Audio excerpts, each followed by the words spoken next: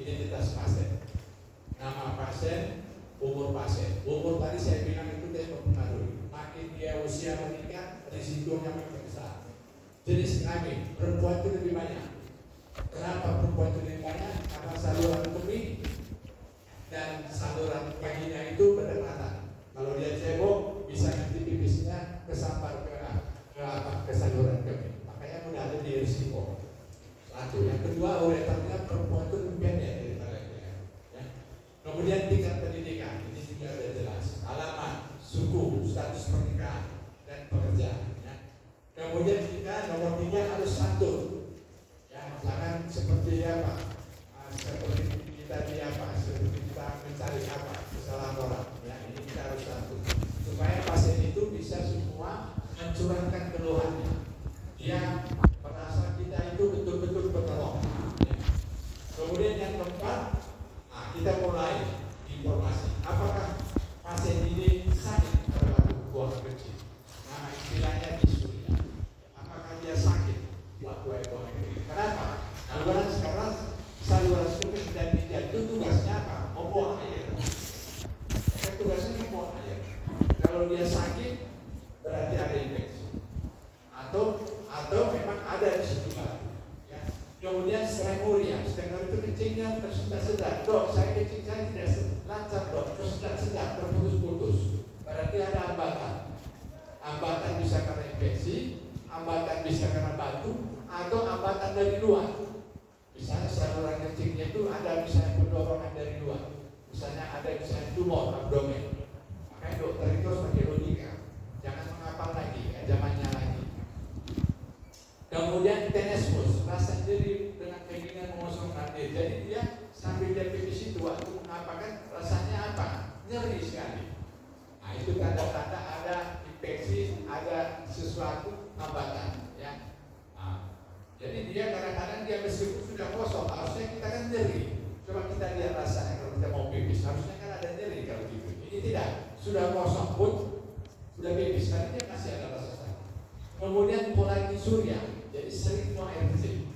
Pola surya itu artinya apa? Sering kencingnya sedikit-sedikit. Kenapa? Karena ada hambatan. Ada batu, ada infeksi, ada strukturan, atau ada tumor, massa dari luar. Kemudian ada pasir. Jadi kita lihat, dok, saya kalau pipis saya berpasir. Jangan-jangan itu batu. Dok, saya kalau pipis saya itu protein apa? Seperti susu. Jangan-jangan protein. Ingat, marker daripada kerusakan ginjal itu adalah protein ada di dalam darah, ada dalam pipis, proteinuria. Kenapa? Karena yang rusak di situ adalah sel-sel podosit. Sel-sel podosit itu dihasilkan di ducta glomerulus, di korteks adrenal. Dia menahan daripada protein supaya jangan bocor. Kalau dia rusak, berarti protein tidak bisa dihangatnya lagi, airnya terlepas, dan itu sepertinya seperti proteinuria, seperti susu. Ya. Kemudian berdarah, hematuria. Hematuria itu karena gesekan tadi ada batu, ya batu itu kan mengeluarkan. Batu apa pun dibilang, batu itu adalah salah satu benda asing. Tubuh itu pasti punya mekanisme untuk mengeluarkan. Pada waktu dia mengeluarkan itu terjadi kontraksi. Itulah yang menimbulkan rasa sakit. Sakit. Sudah pernah merasakan polik renal? Iya. Belum. Waduh, sakitnya kabur. Pasiennya bisa menggelepar-gelepar. Sakit luar biasa. Ya. Dan tiba-tiba. Ya. Kemudian ada demam. Ya, demam pasti. Kenapa? Karena infeksi. Infeksi saluran kemih. Batu. Infeksi saluran kemih timbul batu. Batu menimbulkan infeksi. Sehingga dia demam, meriang-meriang. Ya. Kemudian sakit pinggang, jelas sakit pinggang itu, ya karena ada sesuatu yang menghambat. Ya. Tapi sakit pinggang itu kita harus pikirkan, bisa sadar terjepit, bisa keropos tulang, ya bisa traumatis. Ya.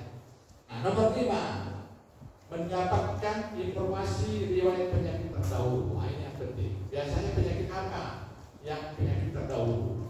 Dok, saya dulu pernah tinggi asam urat saya. Nah, jangan-jangan dia batu asam urat. Dok, saya pernah itu 3 tahun lalu kencing saya berpasir. Nah, itu penting. Dok, saya ini pernah dari riwayat diabetes. Nah itu kan resiko. Infeksi, diabetes, gula tinggi, infeksi, diabetes. Jadi penting dia lakukan anamnesisnya. Nah kemudian riwayat penyakit yang lalu, misalnya dia penderita nefritis lupus, dia sistemik lupus erythematosus, itu juga. Ya. Kemudian riwayat pemakaian obat-obatan, ya, banyak obat-obatan, misalnya kalsium nata, dia makan obat kalsium, itu batu.